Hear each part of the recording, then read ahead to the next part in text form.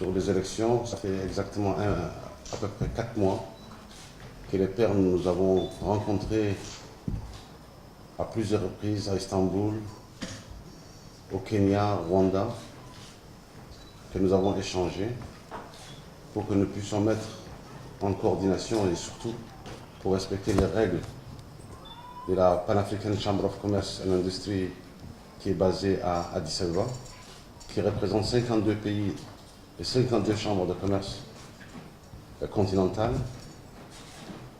Cette chambre de commerce panafricaine est une chambre de commerce qui a été toujours très active et encore plus ces dernières années parce qu'elle a joué un rôle d'expert, de conseiller lors de la préparation du Continental Free Trade Agreement ou l'accord de libre-échange continental, la ZELEC. Je voudrais vous donner donc quelques informations. L'organisme est indépendant, son but est non lucratif, non partisan, créé en 2009 pour servir les affaires de l'Afrique en faisant une promotion pour la politique commerciale, l'intégration économique continentale, la compétitivité et la croissance durable du continent. Avec plus de 52 chambres de commerce nationaux agissant comme point focal, la PACI est la plus grande association d'entreprises en Afrique et le plus influent du continent. Sa vision pour le continent africain, la PACI sera de prendre la parole au niveau international pour le compte des entreprises des pays africains de tous les secteurs de l'économie. Une croissance continue des activités, attirer les investissements, favoriser l'emploi et améliorer la qualification éducative pour la formation professionnelle. Unifier toutes les parties prenantes afin de maximiser le potentiel de l'Afrique comme un lieu dynamique, rentable de faire des affaires. La mise en place d'un partenariat public-privé pour améliorer le commerce et l'investissement au niveau continental. Les objectifs sont de promouvoir, soutenir le bien-être économique des entreprises africaines, améliorer et stimuler le commerce entre Africains pour son investissement, contribuer activement à la réalisation d'une zone de libre-échange continental, faire progresser la zone de libre-échange continentale, ce qui est très important, faire en sorte que les gains nets découlant de la libéralisation des échanges profitent au continent africain, soutenir et renforcer la protection de l'environnement, la création d'emplois durables, promouvoir les initiatives et faire progresser l'économie verte, et enfin, pour encourager et renforcer, surtout soutenir les femmes chefs d'entreprise africaines pour une émancipation continentale et internationale. Voilà le but et les objectifs, la vision de la Chambre de commerce panafricaine, la Chambre de commerce et d'industrie panafricaine. Donc c'est un honneur pour le pays, c'est un honneur pour la population djiboutienne et l'ensemble du secteur du milieu d'affaires. Particulièrement, c'est un honneur pour le chef de l'État et son gouvernement, parce que Djibouti a besoin de briller dans le cadre des concerts des nations et surtout continentales. C'est une activité qui a été longuement discutée lors de l'Assemblée générale et Allah a voulu que Djibouti, qui est normalement un des pays le plus, je dirais, réduit en taille, en termes économiques aussi, puisse être à la tête de cette institution. Juste pour votre information, j'ai remplacé, ou si je puis dire, la personne qui était auparavant, avant moi, à la tête de cette institution, est un Ghanéen connu de partout dans le monde, Dr Nana, qui est à la tête de la Chambre de commerce du Ghana, était le précédent président de la Pan-African Chamber of Commerce et Industry. Je voudrais vous écouter. Ces deux questions qui sont, je dirais, complémentaires.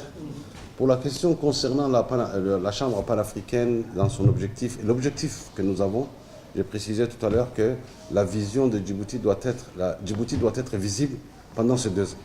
Et c'est notre rôle d'inviter, d'organiser, de faire passer le message pour que Djibouti soit au centre d'intérêt non seulement des homologues ou des pairs des chambres de commerce africains, mais inviter d'autres continents comme la Chine, le Japon, la Corée, pour organiser des missions, je dirais, de prospection ici à Djibouti. Et donc la vision, pour moi et pour l'ensemble de l'équipe qui travaille avec nous au niveau de la Chambre de commerce de Djibouti, est claire.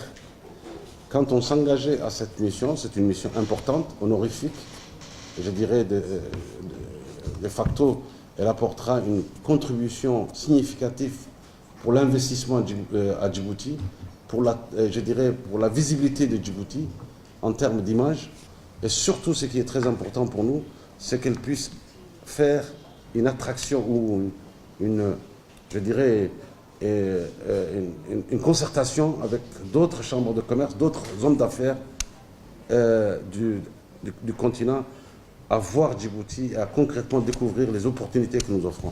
Sur la question concernant quelle sera la relation entre la Chambre, sans la Chambre de commerce de Djibouti, nous n'allions pas être la Chambre panafricaine.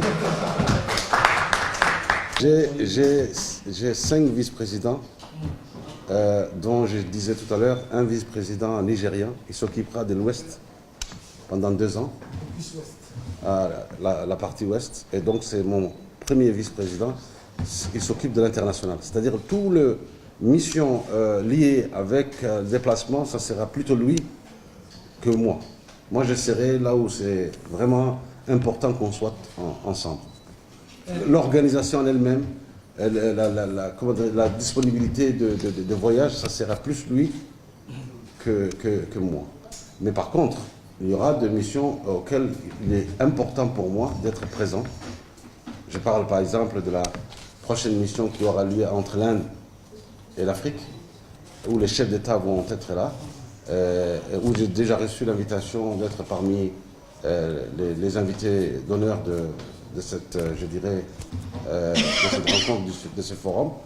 Mais pour vous dire que le travail est déjà bien précisé. Il y a un directeur exécutif qui fait la marche de cette institution, qui se réfère à moi, et une fois qu'il se réfère à moi et que je mette avec lui en coordination, nous mettons aussi en place l'approbation au comité, si je puis dire, à l'exécutif du Pan-African Chamber of Commerce.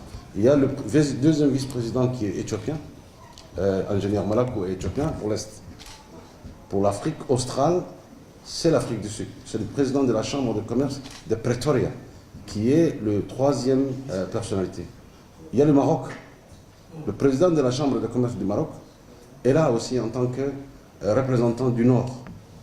Il y a, j'ai cité tout à l'heure, il me reste, je crois, l'Afrique centrale, c'est le Congo. Donc ces personnes vont devoir travailler en synergie avec nous. C'est vrai, ça sera une mission de plus, ça sera une mission, je dirais, importante pour le pays, pour la Chambre de commerce de Djibouti, pour ses élus, pour les hommes d'affaires djiboutiens, parce qu'on sera au devant de la scène. Mais en ce qui concerne je dirais l'agenda, je crois que nous avions partagé après les élections la vision qu'on doit avoir et comment on doit travailler ensemble, sachant que le directeur exécutif du Pan-African Chamber of Commerce était l'ancien président de la Chambre de commerce de l'Éthiopie, des fédérations de chambres de commerce de l'Éthiopie, un francophone, hispanophone, anglophone, arabophone.